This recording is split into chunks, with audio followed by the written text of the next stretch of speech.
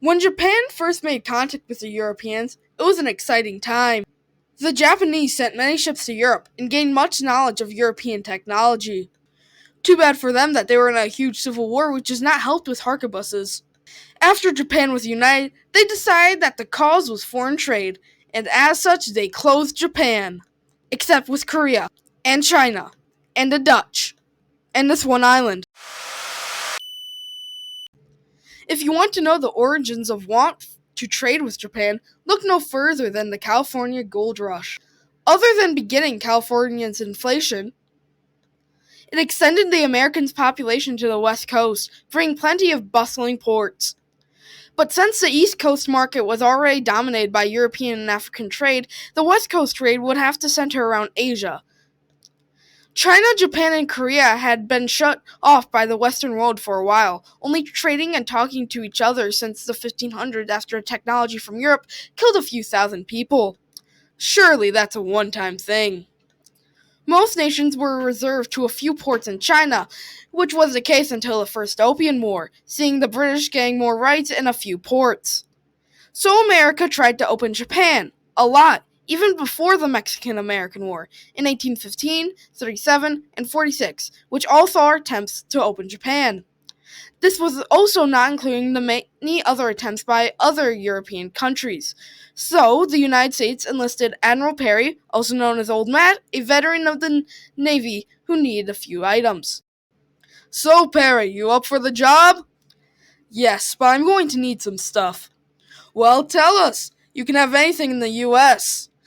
I like 10 ships and a crew, a well-thought list of demands, and his hat." "Why? I like this hat." "I'll explain it later." Perry had a harder job than most people believe today. The last 18 attempts had failed for certain reasons, and Perry needed to know these reasons. Looking at the successful and unsuccessful attempts, Perry realized that the Japanese people wanted to trade, but their leaders disagreed. So the citizens won't be mad when a dozen warships show up. The Navy's presence was meant to intimidate the Japanese government into thinking that they needed Western trade. That wasn't their only tactic, however. The Japanese would be presented with Western world's finest inventions, like telegraphs and telescopes.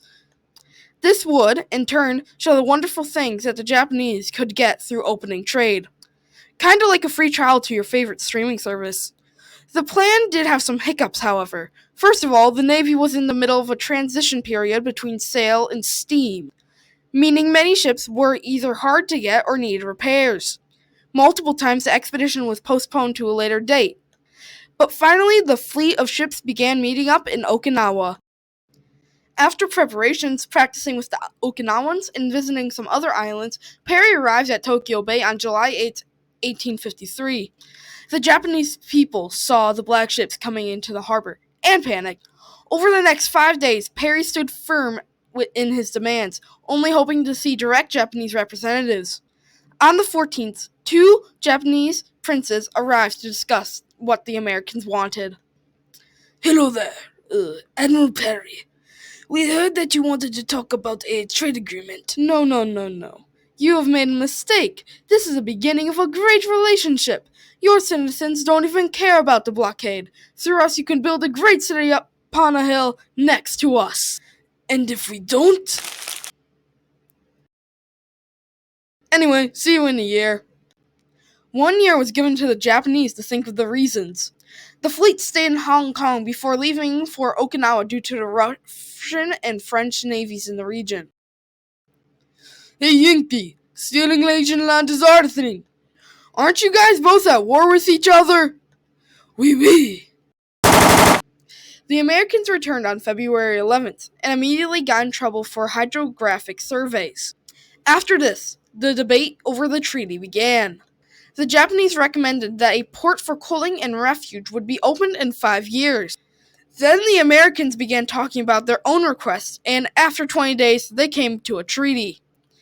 Instead of 1, 2 ports would be opened for refuge and coaling. The Japanese would help shipwrecked American sailors. Americans could visit these ports, and trade would be opened in these said ports. The Treaty of Kanagawa was signed by the Japanese on March 31st, and immediately after this, the Japanese got gifts like telegraphs and small arms. Well, good job, Perry. We have decided that you shall have the honor of opening Japan. Wow, this is such a great honor. I believe this is the start of a great relationship between the United States and the Japanese Empire. Okay, thank you, Perry. Now, could you please hand it back now? Oh, no. I am not done yet. Bring me that hat! Wait, what? Ah, yes, a prosperous relationship. The opening of Japan started modern Japanese history, and it also started the want to become an international power. Let's just say this caused this. Anyway, Perry died 4 years later and never got to see the immense influence he had on world history.